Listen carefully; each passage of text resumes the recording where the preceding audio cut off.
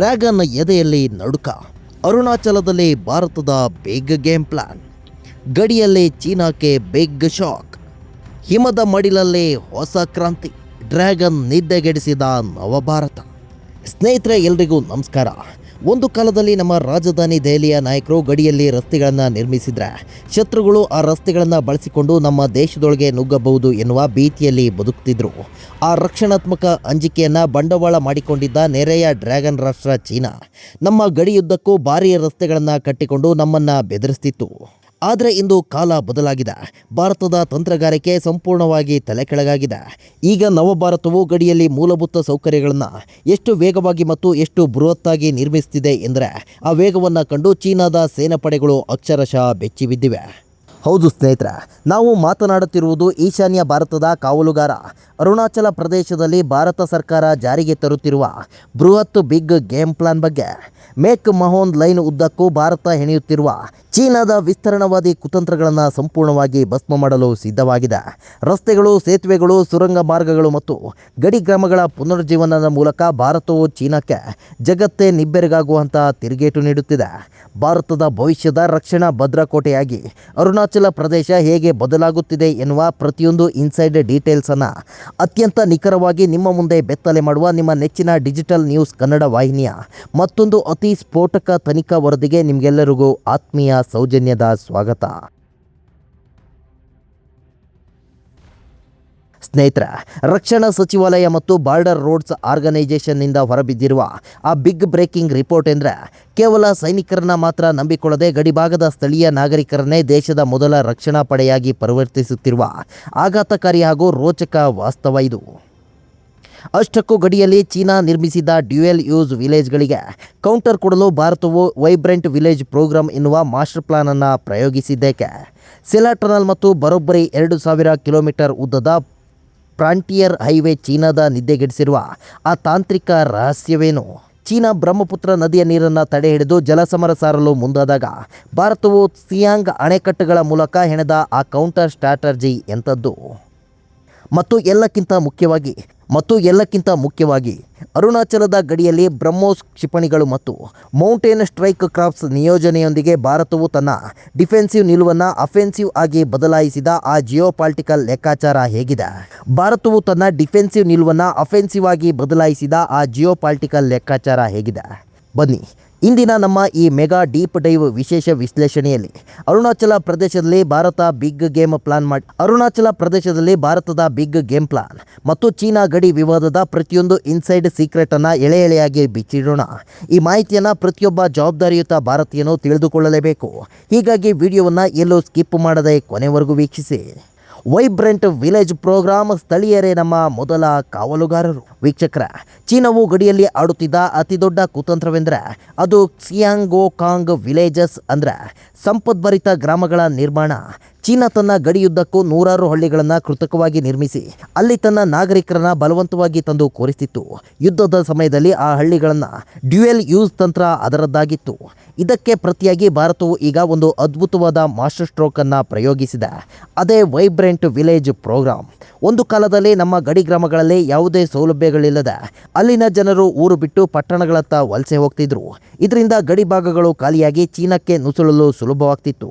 ಆದರೆ ಈಗ ಕೇಂದ್ರ ಸರ್ಕಾರ ಬರೋಬ್ಬರಿ 4800 ಕೋಟಿ ರೂಪಾಯಿಗಳನ್ನು ಮೀಸಲಿಟ್ಟು ಅರುಣಾಚಲ ಪ್ರದೇಶದ ಗಡಿ ಗ್ರಾಮಗಳನ್ನು ಹೈಟೆಕ್ ಸಿಟಿಗಳ ಮಾದರಿಯಲ್ಲಿ ಅಭಿವೃದ್ಧಿಪಡಿಸಿದೆ. ಪ್ರತಿ ಹಳ್ಳಿಗೂ ದಿನದ 24 ಗಂಟೆ ವಿದ್ಯುತ್, ಅತ್ಯಂತ ವೇಗದ ಇಂಟರ್ನೆಟ್ ಸೌಲಭ್ಯ, ಪಕ್ಕಾ ರಸ್ತೆಗಳು, ಶಾಲೆಗಳು ಮತ್ತು ಆಸ್ಪತ್ರೆಗಳನ್ನು ನಿರ್ಮಿಸಲಾಗ್ತಿದೆ. ಪ್ರವಾಸಿಗರನ್ನು ಆಕರ್ಷಿಸಲು ಹೋಮ್ ಸ್ಟೇಗಳನ್ನು ಪ್ರೋತ್ಸಾಹಿಸಲಾಗ್ತಿದೆ. ಇದರಿಂದಾಗಿ ವಲಸೆ ಹೋಗಿದ್ದ ಯುವಕರು ಮರಳಿ ತಮ್ಮ ಹಳ್ಳಿಗಳಿಗೆ ಬಂದು ನೆಲೆಸ್ತಿದ್ದಾರೆ. ಈ ಸ್ಥಳೀಯ ನಾಗರಿಕರೇ ಈಗ ಭಾರತೀಯ ಸೇನೆಯ ಕಣ್ಣು ಮತ್ತು ಕಿವಿಗಳಾಗಿ ಕೆಲಸ ಮಾಡ್ತಿದ್ದಾರೆ. ಚೀನಾದ ಕಡೆಯಿಂದ ಒಂದು ಸಣ್ಣ ಚಲನವಲನವಾದರೂ ಈ ಗ್ರಾಮಸ್ಥರು ತಕ್ಷಣವೇ ಸೇನೆಗೆ ಮಾಹಿತಿ ಮುಟ್ಟಿಸ್ತಾರೆ.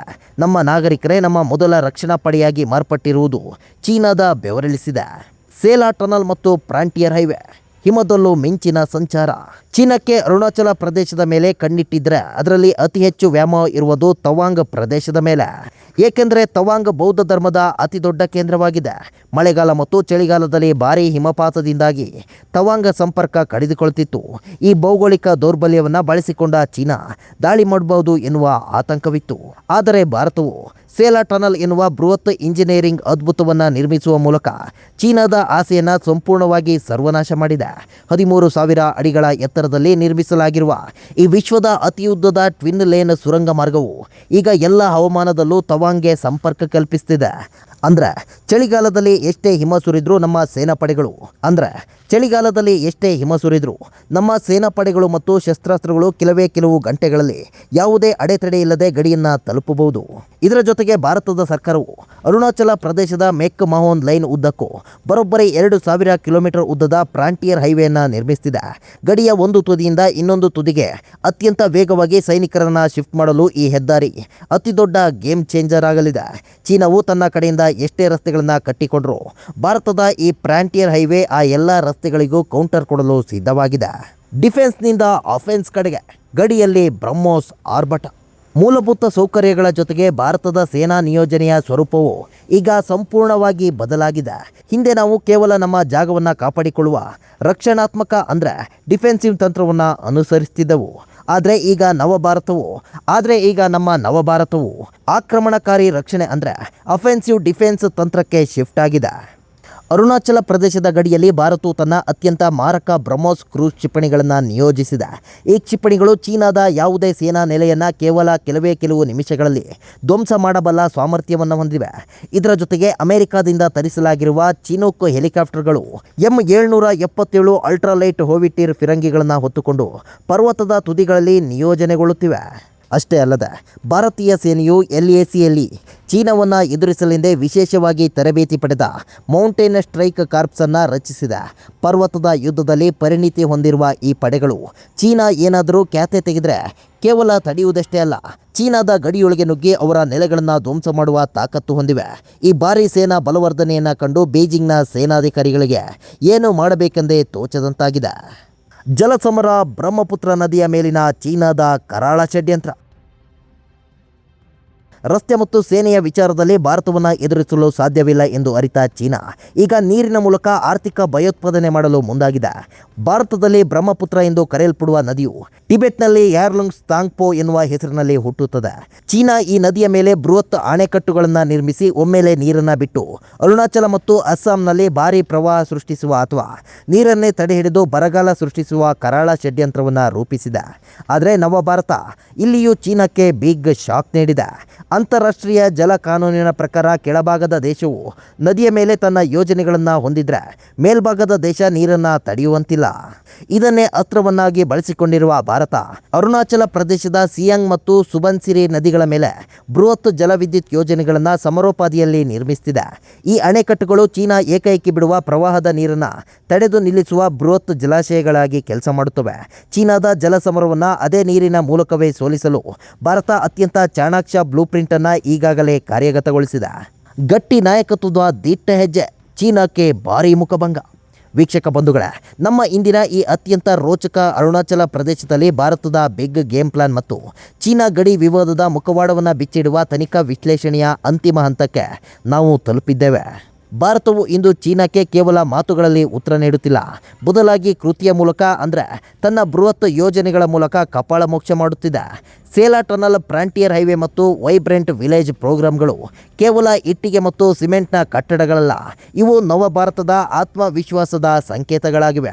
ಅರುಣಾಚಲ ಪ್ರದೇಶ ಭಾರತದ ಅವಿಭಾಜ್ಯ ಅಂಗ ಮಾತ್ರವಲ್ಲ, ಇದು ಚೀನಾದ ವಿಸ್ತರಣಾವಾದಿ ಅಹಂಕಾರವನ್ನು ಅಡಗಿಸುವ ಭಾರತದ ಭದ್ರಕೋಟೆ ಎನ್ನುವುದನ್ನು ಈ ಯೋಜನೆಗಳು ಜಗತ್ತಿಗೆ ಸಾರುತ್ತಿವೆ. ನಮ್ಮ ಗಡಿಗಳು ಸುರಕ್ಷಿತವಾಗಿವೆ ಮತ್ತು ನಮ್ಮ ಸೇನೆ ಯಾವುದೇ ಪರಿಸ್ಥಿತಿಯನ್ನು ಎದುರಿಸಲು ಸಜ್ಜಾಗಿದೆ ಎನ್ನುವ ಹೆಮ್ಮೆ ಪ್ರತಿಯೊಬ್ಬ ಭಾರತೀಯನ ಎದೆಯಲ್ಲೂ ಮೂಡಬೇಕಿದೆ.